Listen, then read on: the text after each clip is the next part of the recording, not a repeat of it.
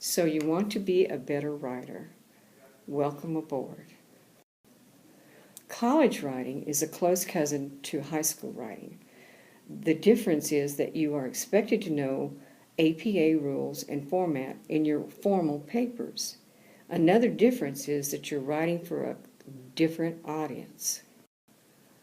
Now we're going to work today on a simple format for writing an essay, but once you know this format can be used for all levels of writing.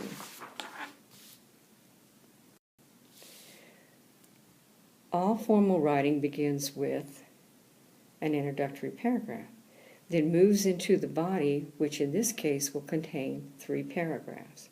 And lastly, you should always have a concluding paragraph. Now we're going to begin to write. First, you need to select a subject or a topic and make a list of at least 10 to 12 items which relate to your topic or subject. I'm going to pause for a little bit. Now, once you have your items, you need to organize your items into 3 groups. Give a title to each group. If something does not fit, then toss it out. And you're going to set them aside for now, but you're going to remember your groups because you will be using them. As you can see, there are 3 topics here. I'm working with cafeteria food, that's my subject. And I have leftovers, government foods, economic-driven menus. And these are the examples of topics that I put together. We're going to begin with the introductory paragraph. This should contain at least 3 to 6 sentences. In these sentences, you will introduce your topic and a mention of the discussion of the 3 groups to follow. And there's an example here. School cafeteria food is often maligned. Many believe it is either made from leftovers, government foods, or an economy-driven menu. This paper will endeavor to dispel all these rumors. Now here we work with the body. The body of the paragraph should address the subject of the paper which you have introduced in the introductory paragraph. You should have at least 3 paragraphs to support your topics. Remember the 3 that you divided. These paragraphs will discuss your group using the items you organized them into. All right. Now you're ready to complete the body of the 3 paragraphs by writing paragraphs for the other 2 topics you have. Once you have this completed, you're ready for your conclusion. Okay. Now you're ready. This paragraph is only 3 to 5 sentences. Note, you can only have more. You can have more, but if you mention a new topic, then you will have to go back to your introduction and add it. And you will have to include another paragraph in your body. This is a common error that many writers make. This concluding paragraph is a repeat of your introduction, but worded differently. Here's an example. As one can see from this writing, school cafeteria food too often receive undeserved bad interviews. These rumors have been explained and dispersed. In the future, one can see these foods as inviting, tasting, and nourishing. Now, once you've completed your first draft in your writing, it's time for you to review it for transitions between the paragraphs and the body. Remember that each paragraph makes a connection to the next. Once you are satisfied with this area, then you should run the spell grammar check and correct any errors found. Okay, here's where you submit your paper to WritePoint, but the quickest way is to first use your spelling and grammar check with your computer writing program and correct those errors.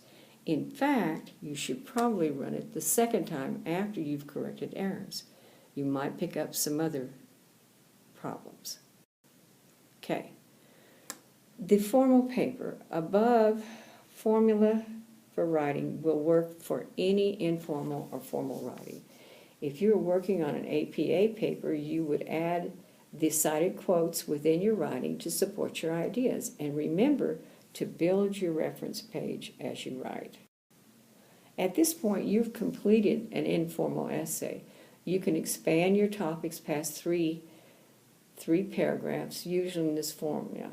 If you need assistance in writing an APA paper, then continue.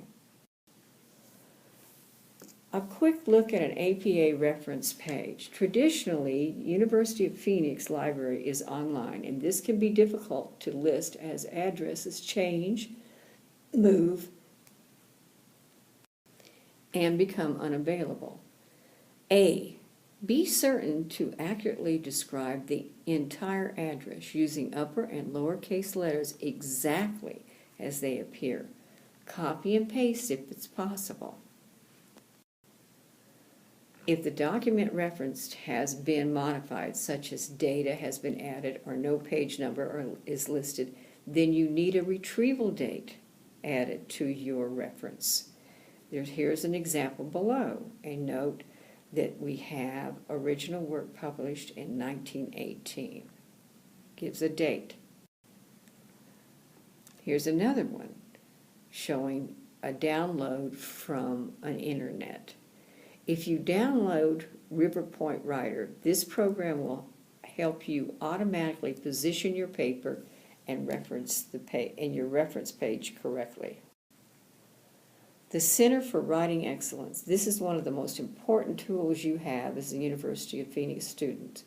You access it at the top of your website by clicking on Library. Then click on Center for Writing Excellence.